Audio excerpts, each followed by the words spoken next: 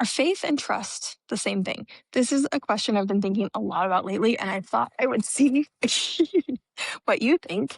That was a really good example, actually, of what we're about to talk about. Thanks, Olive, right on cue. So this is my boomerang horse, Olive. My name's Ruby. I'm a whole horse stewardship trainer, and I help horses and humans just like you to have a deeper bond and better relationship. Today, I'm doing a little bit more of a philosophical conversation about the difference between faith and trust and which is more important with our horses. So in my mind, I think faith is when you completely hand over all control to somebody or something or a power outside of yourself. So you're thinking about, you are choosing to put all of your belief in this external presence to be able to keep you safe and to make decisions on your behalf. So a lot of times, hopefully, if you have a good parental figure in your life, maybe as a child you felt that way about your parent, like you kind of could have faith that they were going to protect you.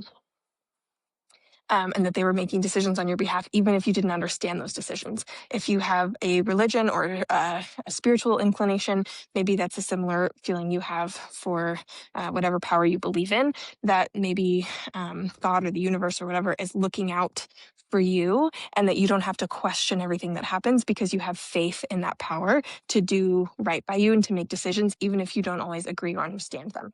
And so that is faith. And I think sometimes people put too much faith in their horses when in reality, what a horse needs is trust. And I think that, riding in general requires us to really trust our horses, and it also requires them to really trust us. But I don't want to confuse this with faith, because trust means that we still have the ability to say no, to hold a boundary, to, be in discourse and conversation, and to be able to say, like, actually, hold up, like, that doesn't feel right, or that doesn't feel safe, and I'm going to say something. And that should go both ways. Your horse should be able to do that to you, and you should also be able to do that to them. And in fact, in doing so, we actually build more trust with our horses, and they build more trust with us. The more that we learn to have this kind of discourse and to be able to say, and my horse says to me, so one really great example of this was the other day I got on, and she immediately said, I don't go forward today. And she's normally a little stuck, but she's generally fairly forward. And she was instead spinning and backing and being very uncharacteristic, and even kind of popped up a couple of times. But she's done before, but it's not super common for her. And so I immediately, I first got her to just walk a straight line for a moment, because that was what I had asked of her. And I wanted her to follow through on that thing that I had asked. And then I said, okay, I hear you. Something's not right. I get off. And I got off, and her whole back was tight and spasming. And turns out she was in heat, and she was having just a really crampy day. And so I was like, okay, that is a moment that builds trust, that I can say, I asked you to go forward, and I need you to keep me safe and do that, and not be spinning or stopping or backing up. That helps me to trust her more. And then in return, I say, okay, I hear you that something's not right, and I'm going to get off now. And that builds her trust in me. And so trust says we're in conversation, and trust is something that has to be built and forged over time through lots and lots of interactions um, and experiences, and good and bad experiences, and recovery and repair from bad experiences. And that's how trust is built. It's not something that we just hand over implicitly.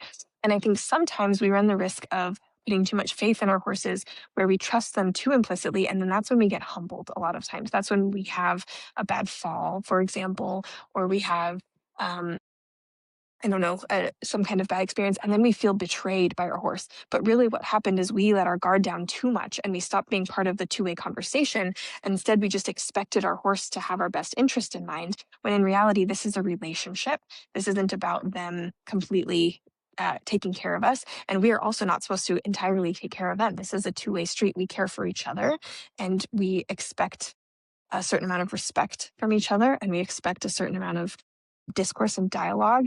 And in turn, we have to give a certain amount of ourselves for that relationship. So if you have more thoughts on this, please let me know, because I think this is a really interesting topic. And it's actually so interesting that I've decided to host a workshop on this topic. It's called Sacred Limits. And so if this is something that's interesting to you, there will be both a virtual and live in-person version. This will be the first weekend in August, so it's coming up pretty quick. So if this is something that you're interested in learning more about or participating in, check that out on my website. I'll have the link below, and I hope to see you there. And if you're not going to be there, I hope that you'll chime in and give me some thoughts on the difference between trust and faith, because I think it's a a really interesting evolution in my mind that's been unfurling the last few days. So thanks for being here. And until next time, make sure to hug your horse for me.